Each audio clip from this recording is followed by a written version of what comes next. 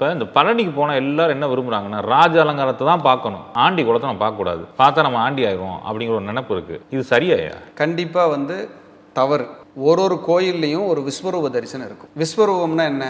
இரவு நடை அடைப்பாங்க, காலையில் ஒரு 4 மணி பள்ளி அழிச்சு பாடல் பாடி நடை ஓப்பன் பண்ணி அவர் காட்சி கொடுப்பார். மற்ற எல்லா நேரத்துலையும் சாமியை நீங்கள் பார்ப்பீங்க, விஸ்வரூபத்தில் சாமி உங்களை பார்ப்போம். இதான் அதனுடைய தாற்பயம். அப்போ அங்கே ஆண்டி கோலத்தில் இருக்காங்க அப்படின்னா போயிட்டு வந்தவங்களாம் ஆண்டி ஆயிடுவாங்கன்னா டெய்லி ஓப்பன் பண்ணி பூஜை பண்ணுறவங்க ஆண்டி ஆயிடுவாங்களா அப்படின்னா கிடையாது. உங்களுடைய மாயை, உங்களுடைய கோபம், உங்களுடைய பிடிவாதம், உங்களுடைய கர்மா, இது எல்லாம் உங்களை விட்டு ஆண்டியாகி வெளியில் போகட்டும். இது எல்லாம் வெளியேறி நீ ராஜாவாக இருப்பாயின்னு சூட்சமாக சொல்கிறேன். வெளியேறிட்டாலே நீ ராஜா தான்.